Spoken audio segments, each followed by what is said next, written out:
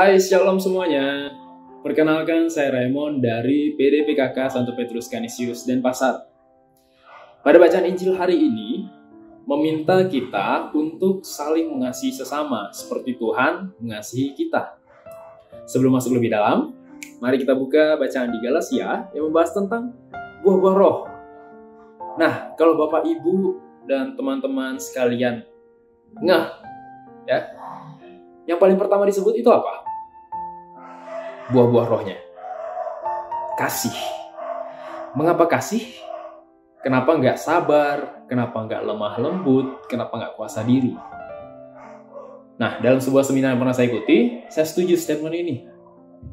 Dikatakan dalam seminar itu bahwa karena kalau kita telah memiliki kasih, maka semua buah-buah roh yang lain akan mengikuti. Setuju? Nah, sekarang nih, definisi dari kasih itu apa? Kebetulan tadi saya habis mendengar khotbah dari Romo Eko Wahyu. Dikatakan bahwa definisi dari kasih menurut Romo Eko adalah ketika kita mampu melihat nilai yang baik dari seseorang, hal yang positif dari seseorang, itu artinya kita mengasihi orang itu.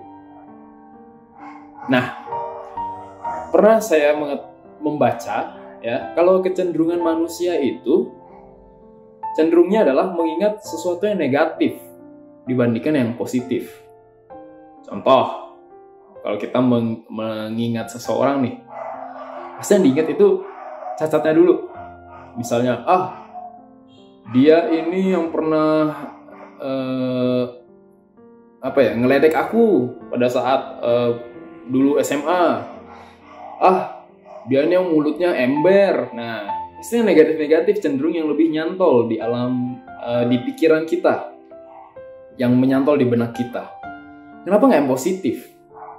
Susah, ya. Inilah kecenderungan dari manusia yang nyantolnya itu negatif dibandingkan positif.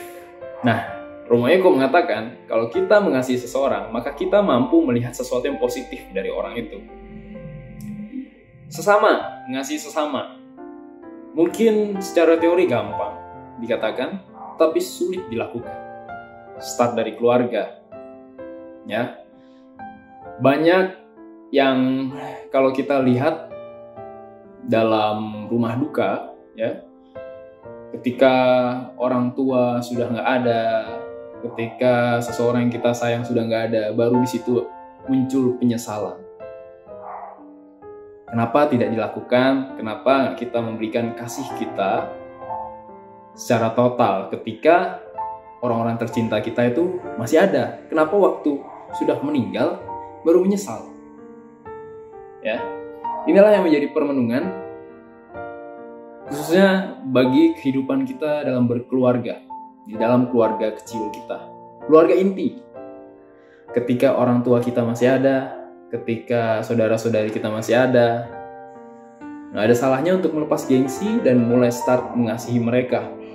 Jangan sampai ketika saatnya itu tiba, ketika Tuhan memanggil orang tersayang kita, yang ada hanyalah penyesalan.